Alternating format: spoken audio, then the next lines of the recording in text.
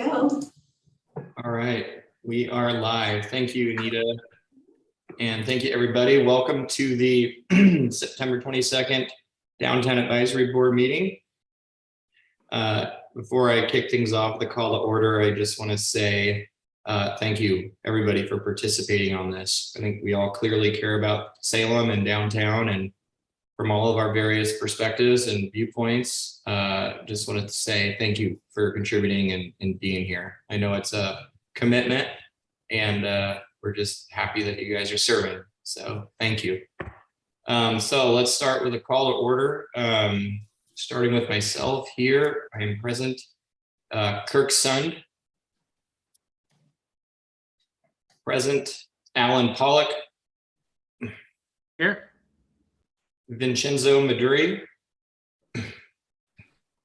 Not present. Charles Weathers. I'm here. Quandary Robertson. I'm here. Jordan Truitt. Present.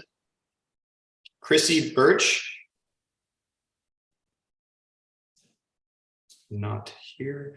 And lastly, Rory McManus. Rory's just getting online, so he is here. Okay. Here. There he is. Thanks, Rory. Okay. Well, with no further ado, let's proceed to the introduction of a new board member. Sheree, do you want to give us a synopsis? Well, that was on the agenda because last time I spoke for Chrissy. Rory spoke for himself, but Chrissy wasn't. So, oh, she's connecting. So I just wanted everybody to get a chance to have her speak on behalf of herself. So that's why it's on there again, Josh.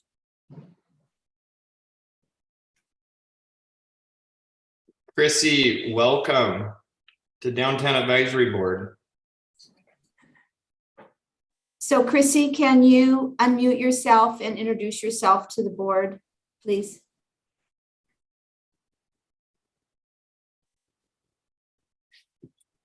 Can you shut my door, please?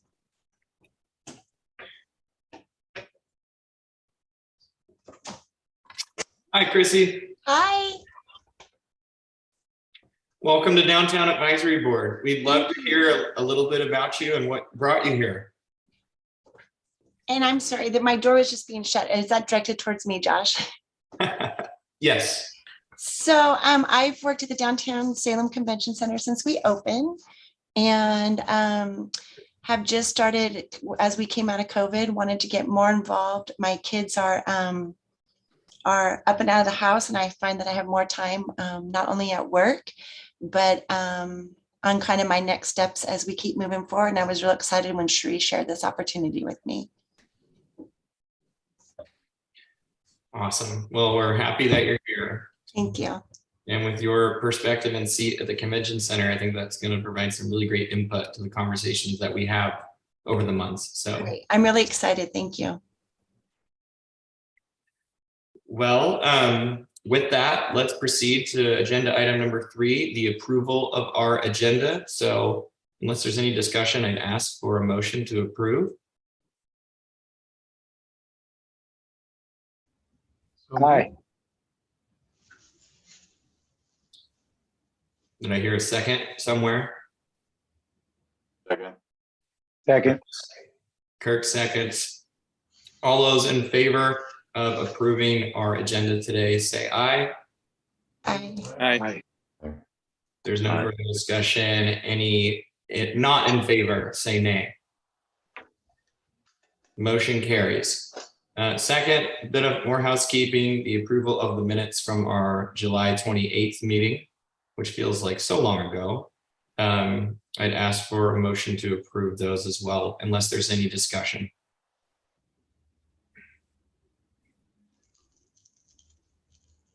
July 28th meeting. Second. Seconds. All right. Unless there's any discussion, all those in favor of approving the minutes from our July 28th meeting, say aye, or show of hands or thumbs. Aye. Aye. Those not, nay. or downward thumb.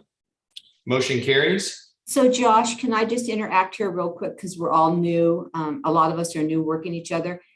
If you weren't at the meeting where you would know if the minutes are correct or not, you should not approve them because you wouldn't know if they are accurate or not.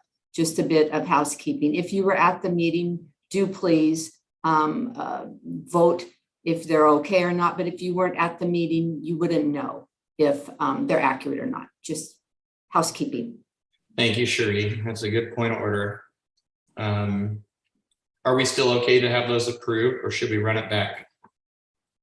No, it's totally fine. I mean, when we're new and we're getting acquainted with each other, you just go with it. And so just, friendly reminder, next meeting, if in fact somebody wasn't here today and they show up at the next meeting, hopefully, maybe I can outreach to them first, but you just wouldn't vote. That's all. Okay, thank you. Mhm. Okay, moving forward on to agenda item number 5, public comments, appearances of persons wishing to address the board on any matter other than those which appear on this agenda. Do we have a public comment today, Sheree? You're muted, Sheree. Oh, not that I'm aware of. Thank you, Josh. Okay.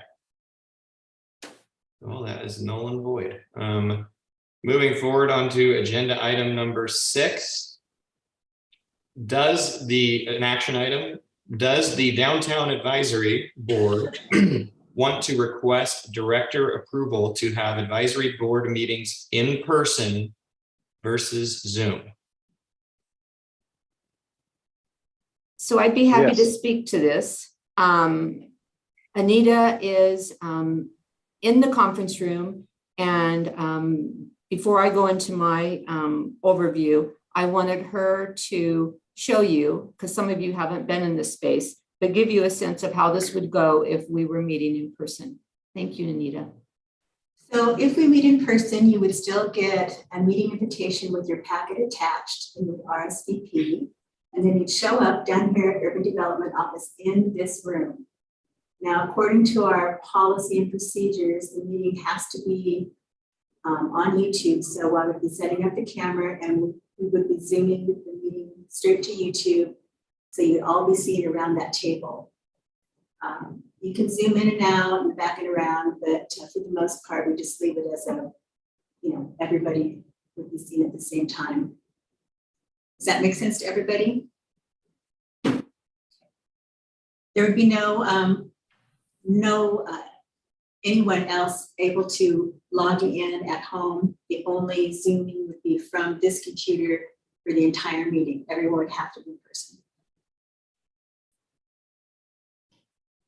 Thank you, Anita. Does anybody have any questions for Anita based on just kind of how it would look and feel in the room? So I'm bringing this back to you because the city took a position on how the meetings needed to be operated. And if you read the policy, you can see that the emphasis is on it needs to be all one way or not. You can't blend things. And you need to, if you can, be consistent so that the public knows the best way to be able to attend the meetings and get information. So we can't do virtual and in person at the same time. The other thing is, a while back, some of you, we voted, or you guys voted on if you wanted in person or not. And you voted to have it in person.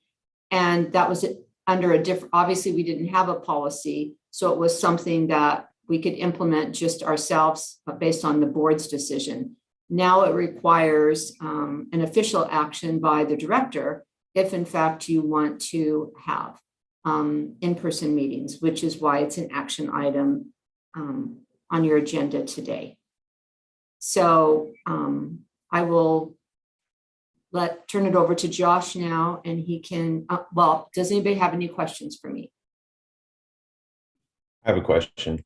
I understand the all or none-ness of it, but would there still be any avenue for folks who just can't make it to still listen in, or would they have to watch the whole thing back later? Could like a conference speaker be in the middle of the table? Maybe they don't get to vote, but they could still, hear and be abreast of what's going on.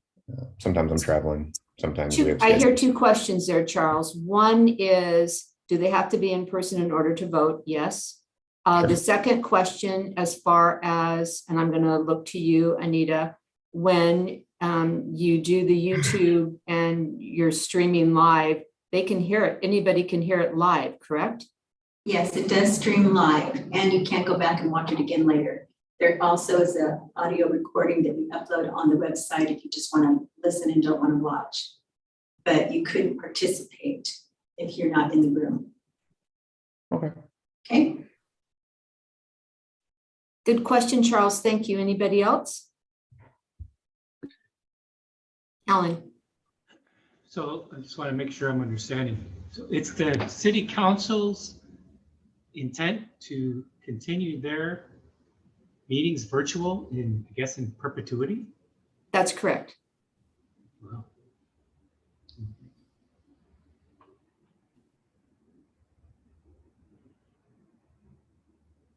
Okay, I see you smiling there, Kirk, but anybody else? Okay, so I'll turn it back to you, Josh.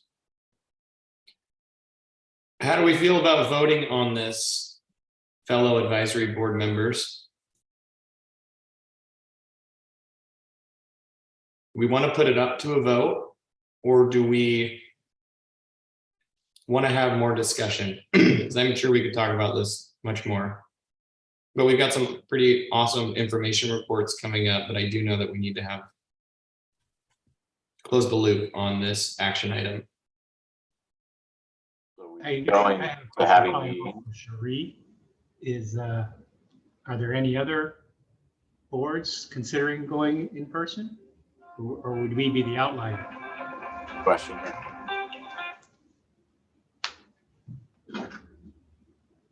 Was that directed at Cherie, Alan? Or whoever knows the answer, but I would assume it'd be Cherie. I'm sorry, I didn't hear it, Alan. Are there any other boards or commissions moving or considering going in person, or would we be the outlier? I don't know that. I know that the staff liaison or my counterpart with the planning commission, would very much like to meet in person. I have heard her represent that, so it could be she's going to go through the same process that I'm going through with you to get Yes. director approval. The planning commission often has a lot of public comment and a lot of plans that they need to show, and they just find it's cumbersome and difficult to show those on a screen. So their intent is to try to go live in person. But I don't know about any others.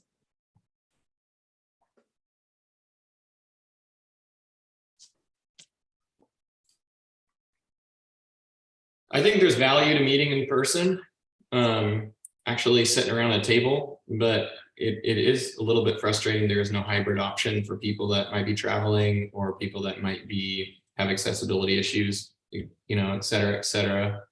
But if it's all or in person or virtual and no in between, I think we have a decision to make. So I think we should probably just vote on this and move forward. So do we need to have somebody put forward a motion for the affirmative, yes in person or yes virtual, Cherie? Or how functionally does this pass the rules? I think you just need to ask how many people want to have in-person meetings. Show of hands, how many people want to maintain virtual? Show of hands. There doesn't need to be a motion because the action item has already been stated by you and is in the agenda.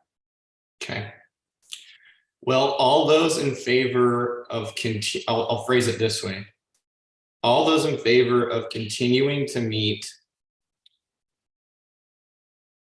on Zoom, say aye. Or show of hands versus meeting in person. Is that actionable? You're still on mute, Sherry.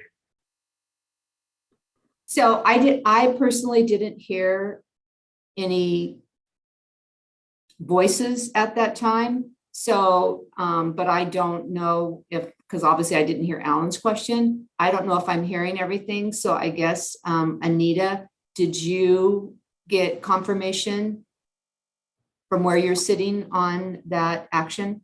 I didn't hear anybody respond no, so I guess my question would be, is there anybody who does not want to meet in person? And this is every meeting in person, you can't switch back and forth. So are we all good in person? I guess we have an affirmative in person, so our Yes. October meeting will be in person then. And if you can't be here in person, you cannot participate. Okay? Thank you. I'm Okay. so happy. There, I'll be quiet. Okay, well, that is settled. Okay, sorry about that. But yes, we got resolution. So let's move forward to agenda item number 7, information reports. First and foremost, we have Gretchen Bennett. Welcome, Gretchen. Gretchen's going to be talking to us about Salem Outreach and Livability Services, or SOS.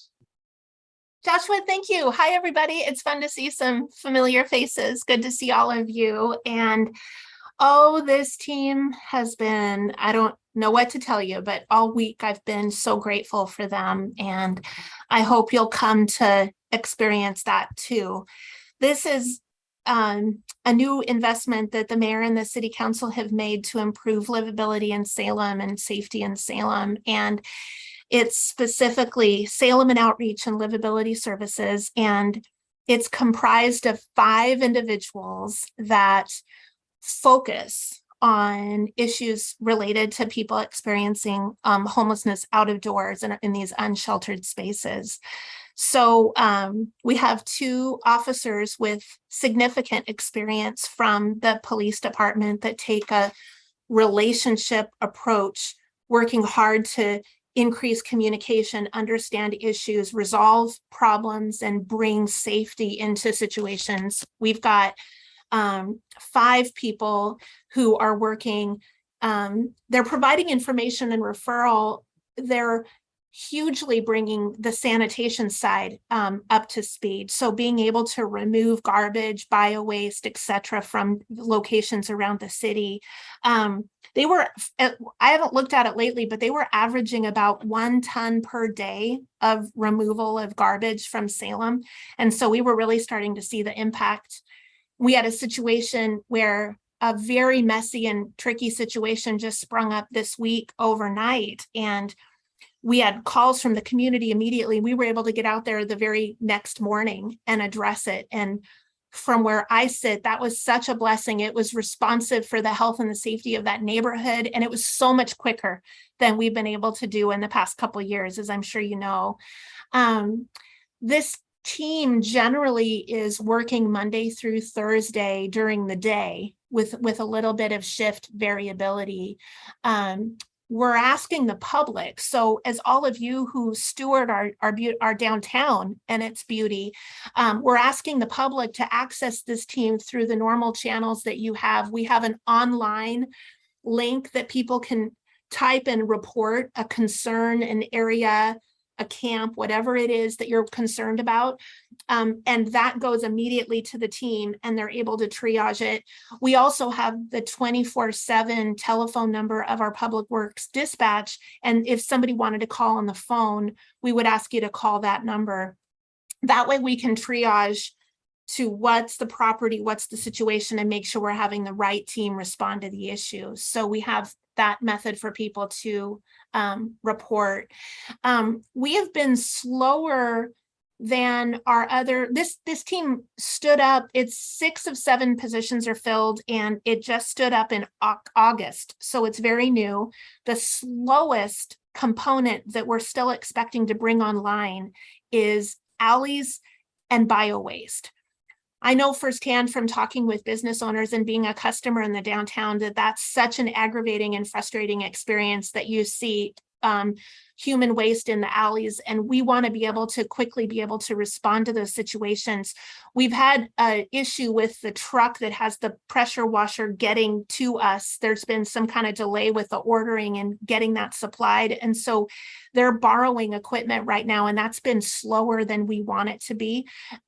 So this team is going to be responsive to those situations, but you're going to see an improvement in their response time once we're fully equipped on that. But I'm hoping that you're going to see really 2 primary benefits. One is a quicker response team time. Now that we've got dedicated staff focused on this effort, I think we're going to be able to respond to situations, and I've already seen that more quickly than you've experienced from your city in the past. I'm hoping we're also going to be more effective with more complete resolution of the issues. I've been impressed with the connections and the collaboration with the nonprofits that are delivering social services, and the ability for the team members, particularly the law enforcement officers on the team, to develop relationships, understand the core barrier that people are experiencing, and try to be working on resolving those core barriers. So I think we're going to be more effective at a better resolution than just, you can't live here and we're going to take the garbage away more quickly. So I'm hoping that you're going to experience an improvement in livability of downtown. But thank you, Josh, for the opportunity to talk about it. And with that overview, I don't know if your agenda permits questions, but I'd be happy to take any questions that you may have. We're well ahead of schedule, so I would invite any kind of questions for Gretchen from any of the board members. And Gretchen, thank you for being here. My pleasure. Thank you so much. So Gretchen, I have a question for you. If I got an email from the business owner for Bow and Vine, they have a platform, outdoor dining platform, and unfortunately, people are now sleeping in it overnight, and so there was evidence of human waste and stuff. So if they call and report it, or if they report it online, somebody will then address it. I know I have a couple of things out in the alley back here. So it would be better to go online to do that report or call dispatch. Thank you. We'd appreciate the online if you don't mind, because it lets us have the information right there that the team needs, and it goes immediately to our specific team. So if that's all right, we'd appreciate it.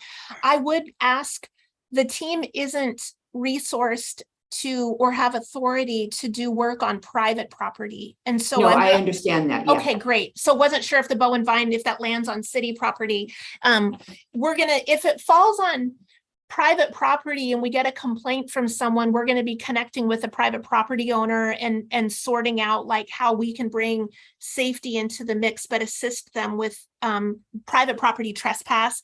If it's another governmental jurisdiction, we're going to be connecting with the county or the state or whomever owns that property. So for example, if the Bow and Vine area is city property, then that's going to fall on us and our team, and we're going to want to get out there and be responsive. I can't tell you, they arrive at 10 a.m.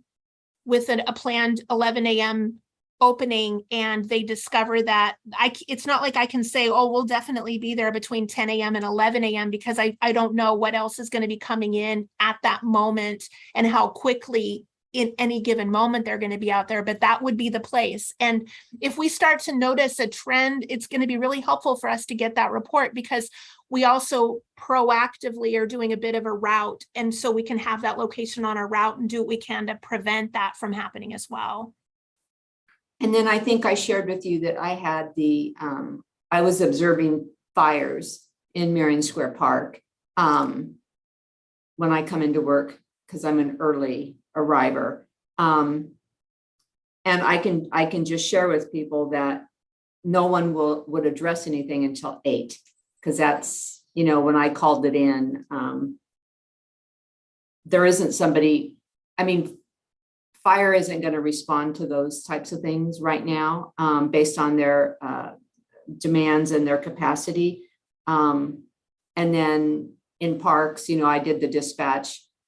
There isn't somebody there. I thought maybe parks, because it's in a park, would be, that's when I got kicked back from, Mark Bechtel, you need to go to the SOS team. Now I know why I didn't get an answer to my, what happens if I see it at 5 a.m. It's because this team isn't available at 5 a.m. either. They're working regular 8 to 5 type of hours, or maybe something, but not at night. There really isn't anything at night, right? You're right. And so fires, for the Salem Fire Department to respond, given, as you said, their workload and the other issues that they're experiencing, the fire really has to be large and out of control for them to respond. A traditional, typical kind of campfire, cooking fire, warming fire, you're right. Regrettably, they've had to screen those out of their typical response, given the workload challenges that they have right now. And so, yeah, that's correct. Okay, thank you. That's all I had, Josh.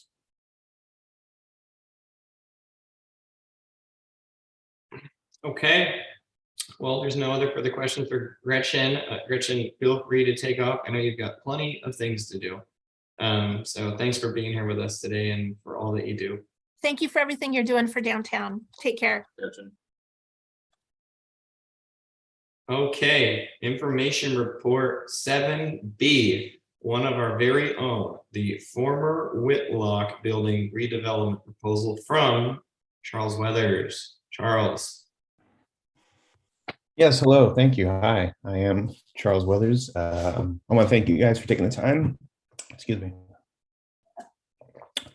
Zoom gets me so parched. Thanks, Sheree, for putting me on the agenda. And yeah, thanks for always being in support of the crazy things I'm trying to do downtown.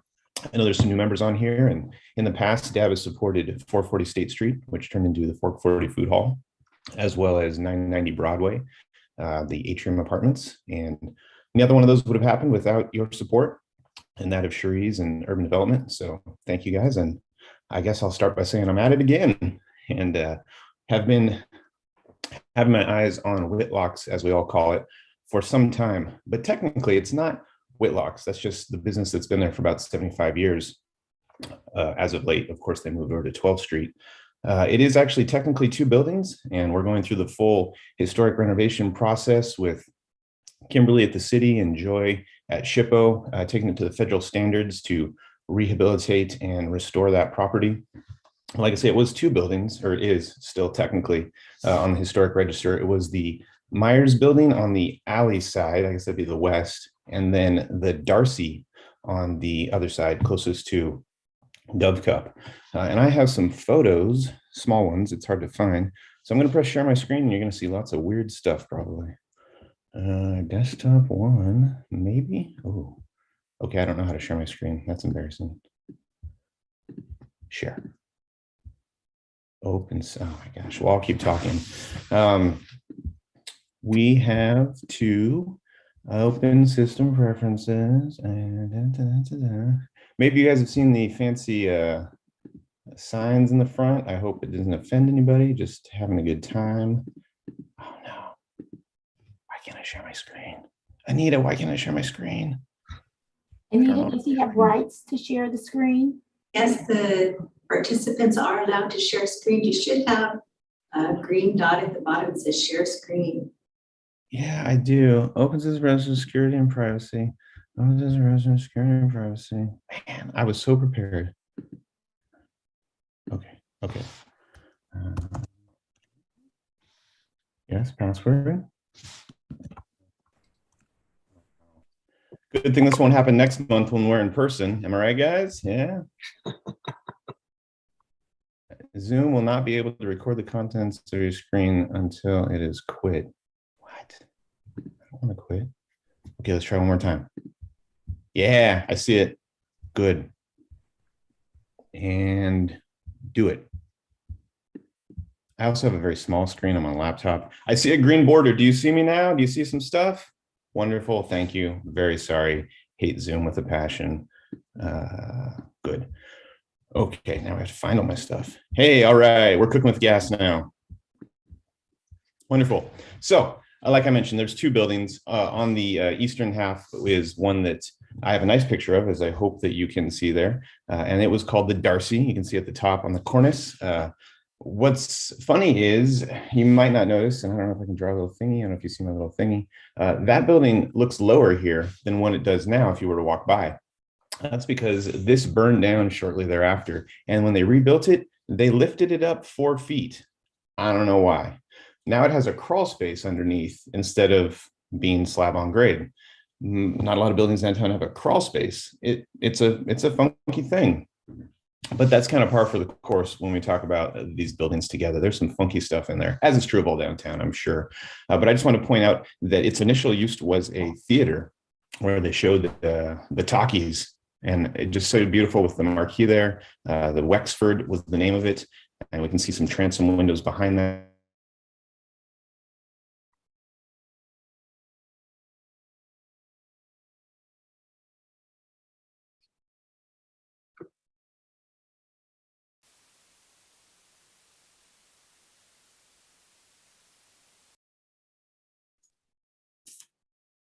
Charles freeze or did I? Can anybody hear Charles? Because he's frozen to me. Yeah, Charles is frozen. We lost Charles. Oh my. He was just getting going too. Charles! Just to the punchline, man. Shoot. Well, I'm sure that he'll be back momentarily. So I'll fill in the moment in that, as you know, Rebecca was part of my team, and she took a job in Ohio. And I'm really excited to have Shelley. I think I see her name, and hopefully she'll pop back on, but she's going to be, thank you, Shelley. She's going to be joining our team. She's currently been dealing with our federal programs, our CDBG and home money, and they're going to miss her terribly on the other side of the room. But I'm just going to say, don't care, because I really could use her on my team, and you will be seeing more of her. And I'm happy because she's kind of in transition from obviously helping out federal programs and coming over on my team. And I appreciate her doing that for both sides. But I'm really looking forward to you guys having a chance to work with her. So thank you, Shelley. And I just wanted to introduce her to all of you.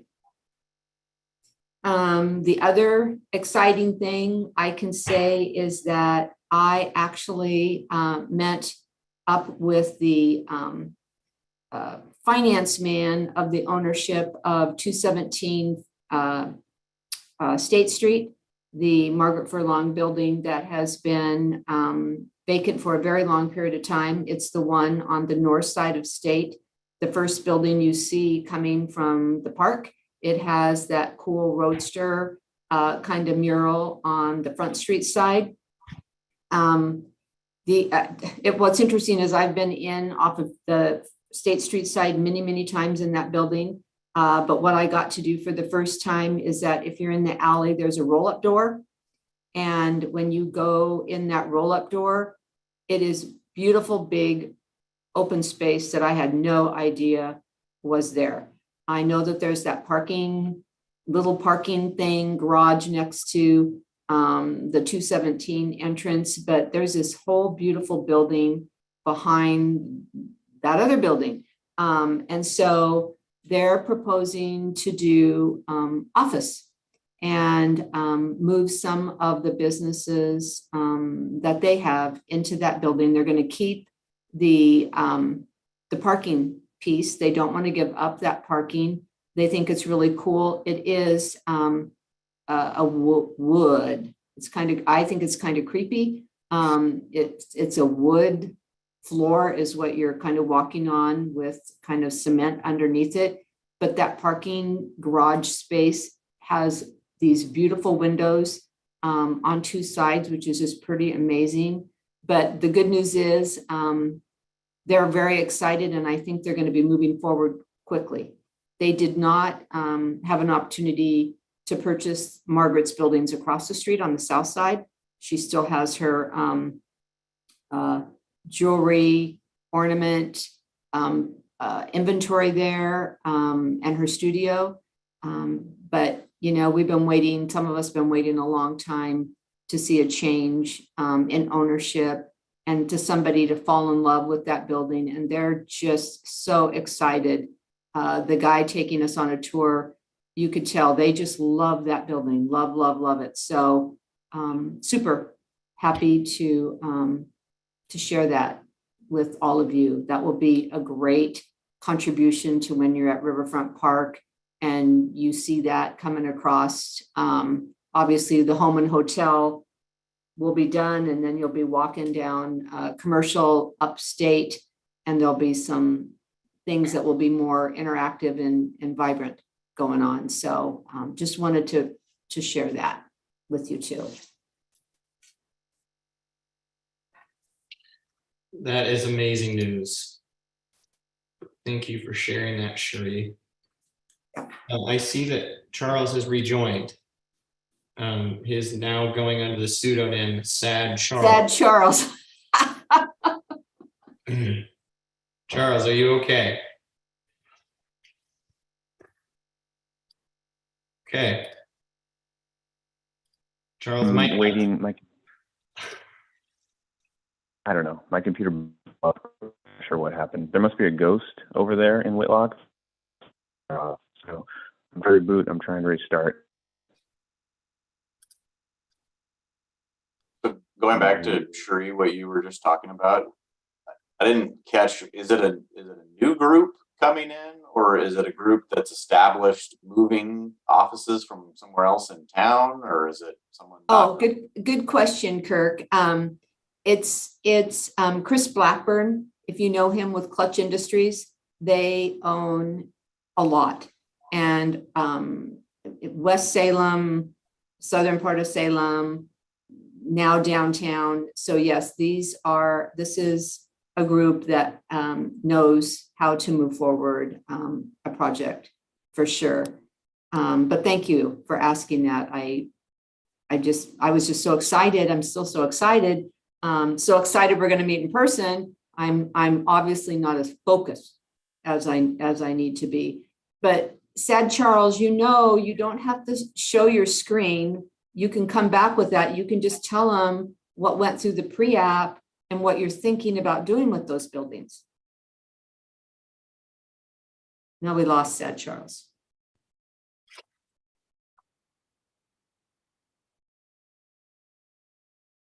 Well, I can tell you Charles had a pre-app. That's why I wanted him to come and share with you, because I know you guys are always very, very interested in what's happening in the buildings downtown.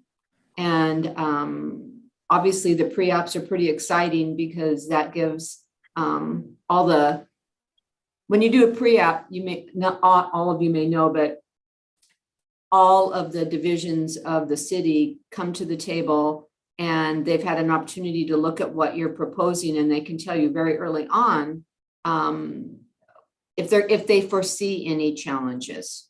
And I think it's interesting now hearing Charles talk about the prior use of the one building being a theater that can influence your ability to have assemblage or a certain number of people or certain types of uses. If you guys might remember Anderson Sporting Goods, when Roy Carmen bought that building, when he took off the facade, he had the electric building, which was an apartment in the old days with units upstairs, and he had the Yeater building.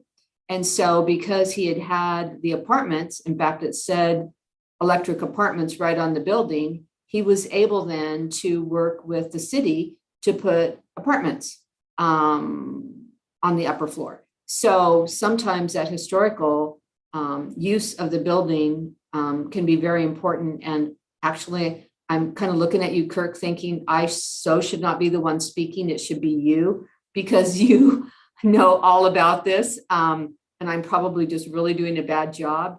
But yeah, I mean, the pre-app is is a really good tool to use early on to get that input. Are you there, Charles? I'm here. Okay. Am I here? Do you hear me? Yes. Okay. Good grief. I think there must be a ghost in the Whitlocks building, and I must have angered it because it made my computer blow up. So my humongous apologies. I'm so sorry. Anywho, I don't know what all's been said, but yeah, gonna turn it into other stuff. So in case I get cut off again, know that much. Yeah, like Sheree was mentioning there at the end, it had the pre-app and everything went really well. We finally landed on a design that we're happy with, that works economically as well as efficiently. And the fine folks at CB2 have been great in making all that happen. I just kind of scribble something on a piece of paper and then they go, oh yeah, we can do this and actually do it a whole lot better than your scribble. So I appreciate their work. Thank you, Kirk and Aaron and Dylan over there doing a great job for me. What we are looking to do is separate the two buildings back into two buildings and to just give some space separation, because no one really wants like 10,000 square feet on the main floor. At least I couldn't find anyone. Tried hard for a grocery store, just couldn't do it. They kept saying this thing about parking, and I told them there's like 12 garages, guys, but didn't work out. So we have it into two sides. The one on the alley is the less interesting side, just from a historical features perspective. If you guys have ever been in the building, I know a few of you came to the quasi open house that I had. Thank you for that. It's the one where most of the vacuum cleaners were. So we call that the not sexy side. And the not sexy side also has a loft up top that you can see. It was sort of where they had some classes, not to be confused with the sexy side that had the whole mezzanine that circled the whole thing. Kind of similar to where Sushi 50 something is over on the Reed Opera House. But this loft is going to be a bar, and the ground floor is going to be a laundromat. So you can have a sip while your clothes spin. I don't know. Hopefully that's something that people enjoy. And I think that the guys that are doing it have a lot of great ideas and a good track record. So I'm all in on their thing there. And then on the sexy side is, well, it's so beautiful. I heard a little end, Sheree, when I was trying to come back in about, you were mentioning how Blackburn just loves that building. I'm going to add an extra love onto my love for Whitlocks, because I love, triple love this other side that used to be the Wexford. I think the photo that you guys saw before I went into wherever I went, Limbo. That wraparound mezzanine and the railing that's in there and the staircase that goes up the middle, it's borderline grandiose. I mean, it's just great. And we found that there's some transom windows, like you saw in that old photo, that have been covered up. We're able to restore those. They're still there. Just going to take down some wood and give them a nice polish. And that'll add a lot of extra light to that mezzanine floor, which is another 2,300 feet. So altogether, it's about 6,000 feet on that side of commercial space that have a tenant 4 that is going to do sort of bridal, sort of fancy dresses, sort of the services that go along with formal nights and things like that. And I think they're looking to even build a bit of a, what do you call it, a runway? It's not, yeah. I think where the people walk down and do make the Vogue face and all that. And so it's going to be a bit of a shopping experience beyond just here's some nice clothes. It'll be here's some nice clothes and you can present them and have your bridal gown fittings. I don't know. I got married a long time ago. I don't know how it works, but they have a great idea of how that's going to go. And so going to be some neat upscale retail offerings there. That's just the ground floor. That's all the commercial space. We're using every corner of it that we can. And we're also including an elevator so that people can go upstairs to the truly grandiose part, which is that second floor that I think you're mentioning that gets activated so often in these old buildings for residential. And currently, again, with the amazing work from CB2, we have 8 apartments that are going to fit in there. Some of them even look like Tetris pieces They did a really great job of sticking them in and making it good. There's going to be 2 studios at about the 450 square foot range, 4 1-beds that are anywhere from 500 to 950 feet, and then 2 2-beds from 1,000 up to 1,200 square feet. One of which takes the front view that you can see the windows above that eastern half. And man, if I could log in and show you these pictures, you'd be drooling. I mean, it's like a penthouse suite. I would move there myself. I'm so happy about it. It looks great. And I'm looking forward to finishing those out in a historic manner and providing some just interesting touches, like I like to do. And so really looking forward to utilizing the character of an old building downtown, but with new features that make it more convenient to reside in. Unfortunately, that means we have to get rid of the weird old house that was there. If any of you came to the open house, you saw that upstairs they built a house a long time ago. And I think it was a furniture store's staging area. That's kind of what we've ascertained. And so that'll be ripped out, and instead there'll be some apartments added.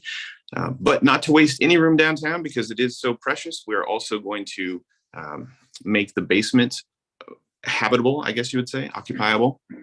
And on the one half that doesn't have that weird crawl space that didn't burn down, there's room there to get about 3,000 commercial feet. And we have a comedy club / other type of entertainment that's still a little bit in flux that wants to take that. And so very similar to Fork 40, we're using every square inch of the thing and putting housing up top, a lot of commercial space on the main, and then some sort of entertainment in the basement. And I have so many beautiful pictures, and I'm so sad that I angered the Zoom gods that they won't let them show them to you. But I would email them around if that's acceptable. I don't know if that messes with the meeting rules. I could also bring them to the next meeting if you guys really want to see. Open for questions. Sorry to be rushed. I apologize, and I thank you for your patience while I had technical difficulties.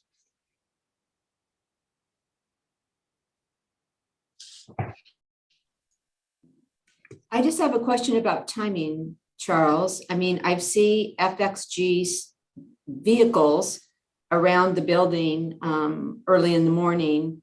I know you haven't come in yet officially to, submit any kind of request for financial assistance. And I know, anything that's eligible, don't do it before you have the grant because I can't reimburse you. So I'm just putting that out there again. But what do you see as your schedule? And I'm so excited about all that you've secured for tenants. Good job. I mean, that's amazing. I mean, Josh, you should. Yeah, thank you. Yeah. I mean, that's amazing. Yeah, I'm going to keep doing this as long as I keep getting lucky. And I'm just very, very fortunate here again. Had a lot of ideas about this building from the start and had a short list of what I thought would end up there. And laundromat wasn't one, but when the guy said it, I just said, yes, you're right. Let's do this. That is a welcome add, and that should be a good business and a good addition to all the housing downtown. And Willamette students as well, pulling them over to get them back over here. To answer your question on timing, yeah, it's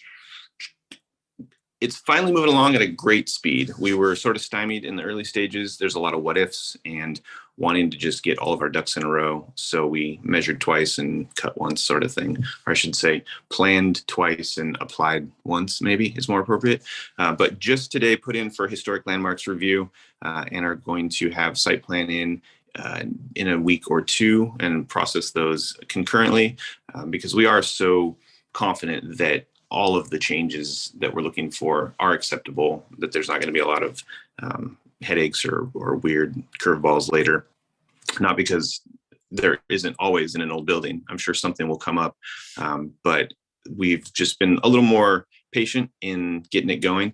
To speak to the point of FXG out there, they've done some slight exploratory demo, finding out where the transoms are, if they still exist, sort of structural members to make sure, can we put, a stairwell here? Is that the right choice, or is that going to cut something else? So they've done some small kind of drilling some holes and opening a ceiling here and there to make sure that some of our assumptions about, an over 100-year-old building were actually correct. Because you never know what you're going to find in those walls. And so far, we've found all good things, except for I think I did anger that ghost. I'm going to just stick with that. But yeah, time frame is however long it takes HLC to like what we say. And of course, already had plenty of conversations with both Kimberly and Joy. And so we're pretty confident that the stuff that we're proposing would be accepted.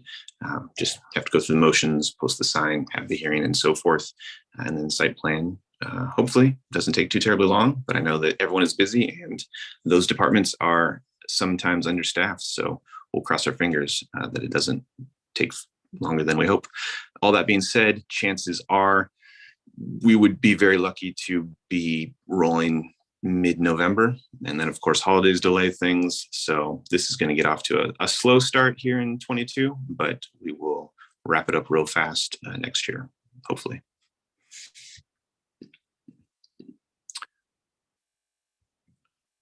Amazing. Shuri, I see her talking. Yeah, sorry. I don't know what's with my mute finger today. Anyway, thank you, Charles. So excited. And I didn't hear you say when you might be outreaching to me about. Well, I mean, typically I'd have more confidence in my computer other than it blew up today, but I swear I sent it. So I'm going to look in my outbox and see if I didn't send it to the wrong Cherie. I don't know. Yeah, I haven't received anything. So that's great. Yeah, double check that you sent it to me. Then I'm going to send it then at 1:16. Once your computer is not ghosted. I guess not. I don't know what's going on, but yeah, you'll have it right away. Great. Thank you for the presentation, Charles, and thanks for investing in downtown, man. It's awesome. Thank you. Okay. And feel free to circulate the pictures. I could tell how excited you were to present those. We'd love to take a look at them. Okay, that brings us to agenda item 7C, board survey of meeting topics. So Cherie, please. So Josh and I had a meeting and I put Jordan on the spot. I said, hey, Jordan, is there anything you would like for us to talk about or cover in at our DAB meetings? And Jordan said, what'd you say, Jordan? No, I need more time to think about it. And then Josh and I kind of talked about maybe it would be a good idea to just do some type of a survey or just check in with all of you, because we do want the meetings to be of value to you, because we appreciate so much the time that you give up to participate, on this board. I mean, we kind of have our routine things that we have to do around the budget, and then I bring you updates on the projects that we have, already funded and made a commitment to. But some of you I haven't had a chance to work with. And so I just took a stab at just putting down a whole bunch of things on a piece of paper to prompt you to think about if there's something that is more interesting or that you feel that the board should be getting informed on or being closer to. And then, of course, if there's anything that I missed, I kind of left some spots for ideas. So I thought that I would just queue this up today. You have the list. If you would give me the courtesy of taking a look and answering some of this and get it back to me, I will circle back with the conclusion of all the information that you've provided to me. How's that sound? Is that, because I thought there's no way that voting each of these or yes or no in a meeting, that would not be productive. But, does everybody think this is a good idea? Is this of value? I guess, Josh and I talked about it briefly, but he thought it was a good idea. But again, we also want to make sure it's something that you're interested in us doing too. But, I Yeah, see, okay. Okay, so does anybody have any question on it? Okay, and I gave you a deadline to get it back to me, September 30th. That way I have time to get everything organized for the next board meeting in October. That sound good? Manageable? Okay, thank you.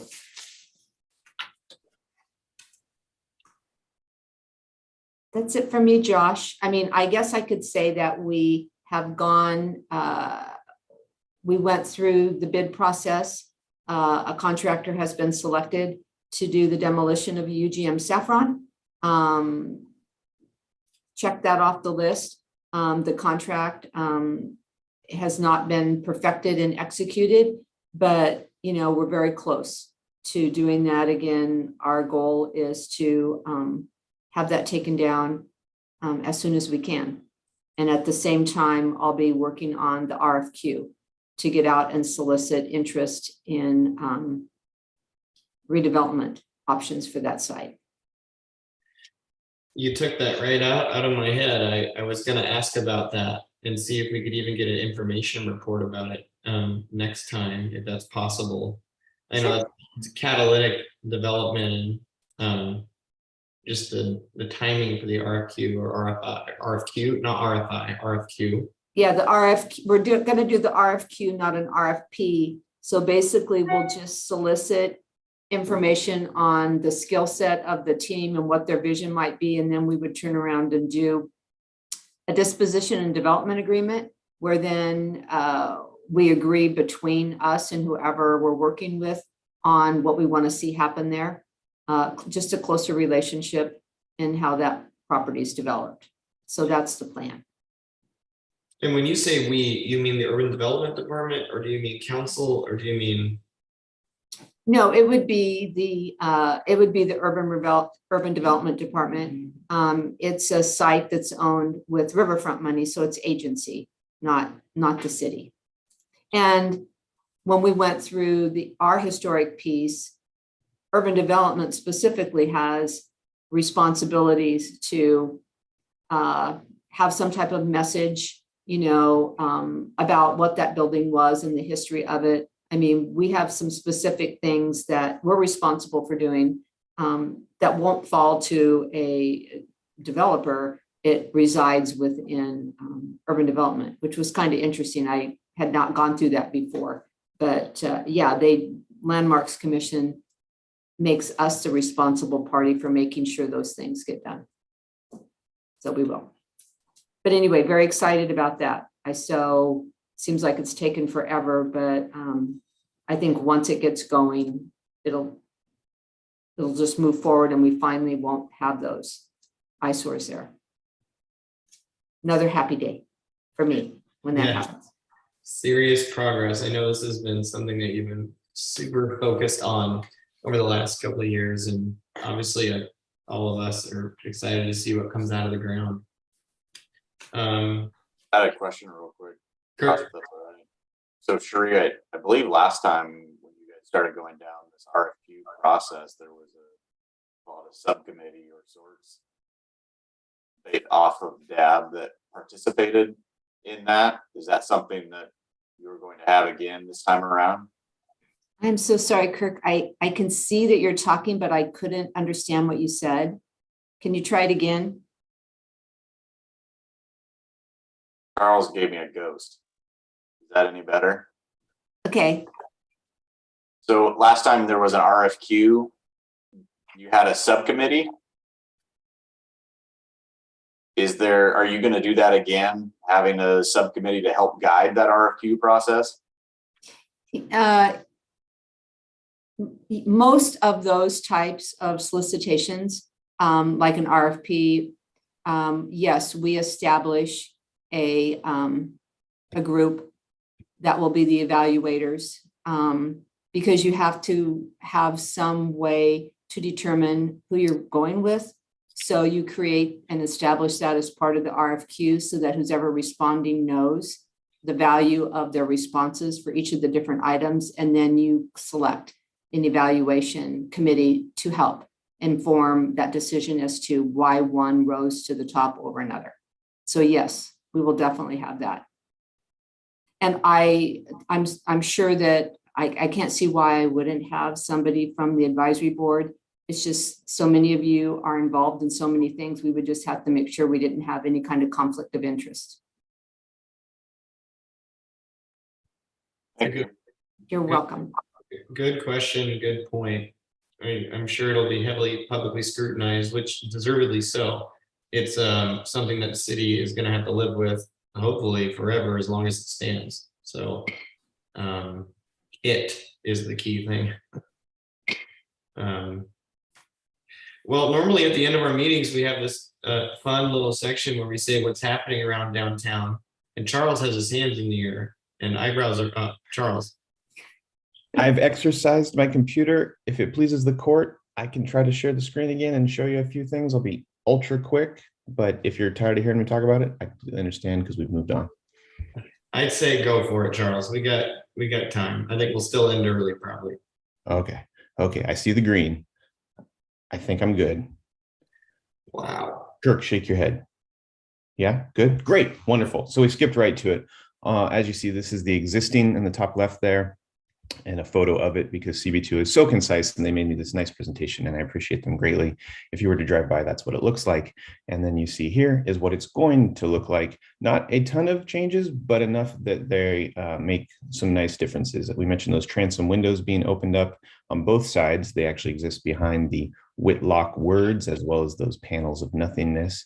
We're going to remove the awning that's there to deal with things that awnings bring. And we're looking at adding some retractable ones to bring back the shade and the rain cover during the day, and then have them retract at night so as not to be too accommodating. What you see also is a door in the middle that did not exist. If you look to the far right on the historic photo, you can see that it was there a long time ago. And so we have the precedent to put that back, and that will be how folks will get up to the top floor. If they like from the front, there also will be an entrance from the back, both of which get you to the elevator that I'm very, very excited about because I've never had an elevator before.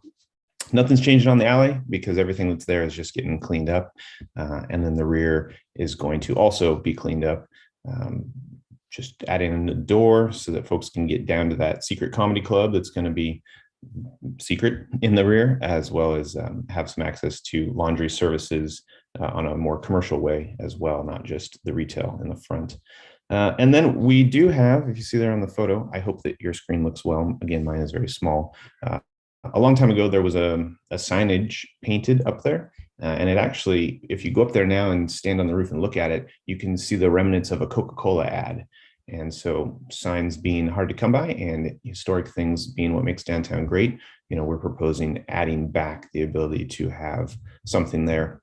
I don't know that we can call it good housing. I think that violates some sort of rule, but that's just Dylan's joke of what it would show. It's just funny that it was good housekeeping, that's been around for so stinking long. So some of the things that we have proposed there, and then I'm gonna, probably press the wrong button and take it all off. Here is it a different way because I just like these sort of things. I don't get to stare at them all day like Kirk does, but that shows you if the trees weren't there, it gives you a little better idea of what it looks like. Nothing special inside because it's all black and white, but it'll be cleaned up and lots of light on that mezzanine and oh so beautiful. There you go. That's my fast one because I don't trust the computer. If that raises any more questions, please send them my way. Otherwise, thank you for indulging me.